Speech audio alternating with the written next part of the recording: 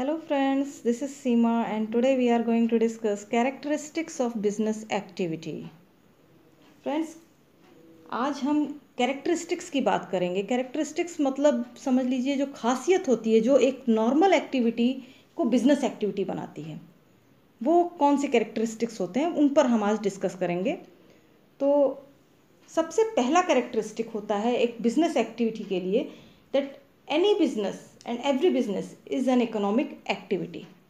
Economic activity के बारे में हम पहले भी पढ़ चुके हैं, आज फिर डिस्कस कर लेते हैं.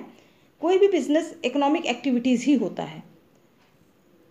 इकोनॉमिक एक्टिविटी क्यों होता है? Because the sole purpose is money earning. पैसा कमाने के लिए जो भी एक्टिविटीज़ हम करते हैं वो इकोनॉमिक एक्टिविटीज़ होती हैं और business is always an economic activity. Now the second characteristic is production or procurement of goods and services. किसी भी बिजनेस में हमें या तो गुड्स एंड सर्विसेज को प्रोड्यूस करना होता है, उसका उत्पादन करना होता है, और या तो फिर उसको कहीं और से प्राप्त करके प्रोक्योर करके और आगे सेल करना होता है. फॉर एग्जांपल जो मैन्युफैक्चरर्स होते हैं वो सामान को प्रोड्यूस करते हैं, प्रोडक्शन करते हैं, उनका उत्पादन करते हैं और आगे चल के होलसेलर को सेल कर देते हैं फॉर मनी. लेकिन जो हमारे होलसेलर्स होते हैं, जो हमारे रिटेलर्स होते हैं, वो मैन्युफैक्चरर्स से सामान लेते हैं या होलसेलर्स से सामान खरीदते हैं और आगे कस्टमर्स को सेल करते हैं.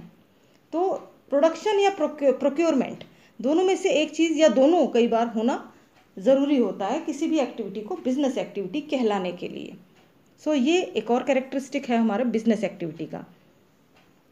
Now come to the third characteristic and that is sale और exchange of goods and services. Friends, किसी भी बिजनेस एक्टिविटी में गुड्स एंड सर्विसेज का, सामान का या सेवाओं का सेल होना या फिर एक्सचेंज होना बिटवीन सेलर एंड बायर ज़रूरी होता है. इसको आप इस एग्जाम्पल से समझिए कि एक हाउसवाइफ घर में फूड कुक कर रही है और अपनी फैमिली मेम्बर्स को खिला रही है. वहाँ पर वो कोई मनी अर्न नहीं कर रही है, उनसे कोई पैसे नहीं ले रही है, तो ये एक बिजनेस एक्टिविटी नहीं है. मगर वही फूड जब एक रेस्टोरेंट में कुक होता है और वो कस्टमर्स को दिया जाता है खाने के लिए, बदले में उनसे पैसे लिए जाते हैं, तो ये एक बिजनेस एक्टिविटी हो जाती है. फूड दोनों जगह कुक हुआ, मगर एक जगह वो नॉर्मल एक्टिविटी है और दूसरी जगह वो बिजनेस एक्टिविटी है. तो बिजनेस एक्टिविटी बनने के लिए ये ज़रूरी होता है कि वहाँ पर सेलर और बायर दोनों हो और एक्सचेंज हो उस गुड्स या सर्विसेज का. Now come to the fourth characteristic that is dealing in goods and services on regular basis. Friends, one time dealing in goods and services does not constitute any business. आपने एक बार कोई सामान बेच दिया या खरीद लिया तो इससे कोई आपने बिजनेस नहीं किया. बेशक आपने प्रॉफिट पे बेचा. फॉर एग्जांपल आपने अपना मोबाइल पुराना हो गया, आपको यूज़ नहीं करना था, आपने बेच दिया और प्रॉफिट भी मिला आपको, उस पर आपने अच्छा पैसा मिल गया आपको, मगर ये बिजनेस नहीं है, क्योंकि one time transaction does not constitute any business. आप जब रेगुलर बेसिस पर मोबाइल शॉप में रख के बेचते हैं या मैन्युफैक्चर करते हैं आप मोबाइल किसी फैक्ट्री में, तो वो बिजनेस है. जब रेगुलर बेसिस पर आप उसको सेल कर रहे हैं और या फिर मैन्युफैक्चर करके आगे सेल कर रहे हैं, तो ये बिजनेस एक्टिविटी है. वन टाइम ट्रांजैक्शन कभी बिजनेस नहीं होता. Now the fifth characteristic is profit earning. Obviously profit earning is one of the main purpose of any and every business.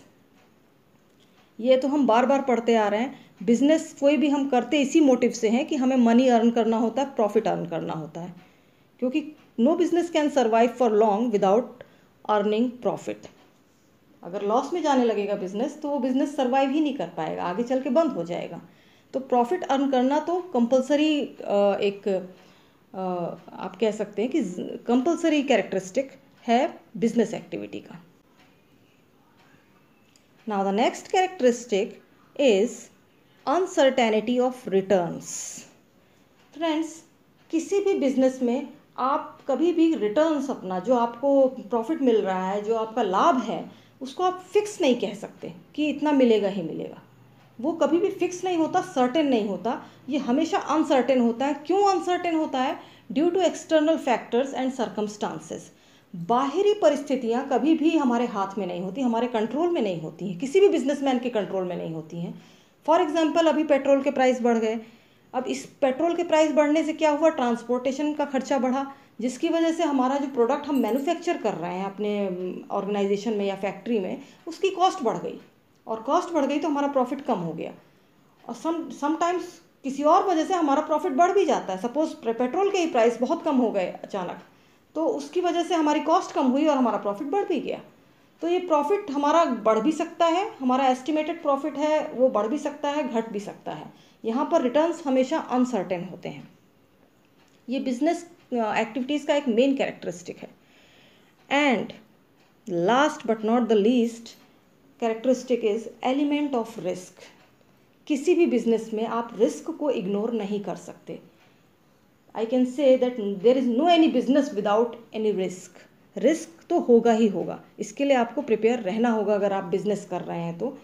And अभी आप आगे जब और पढ़ेंगे तो you will come to know that higher the risk higher the profit. जितना ज़्यादा आप रिस्क ले सकते हैं उतना ही ज़्यादा आप प्रॉफिट कमा सकते हैं।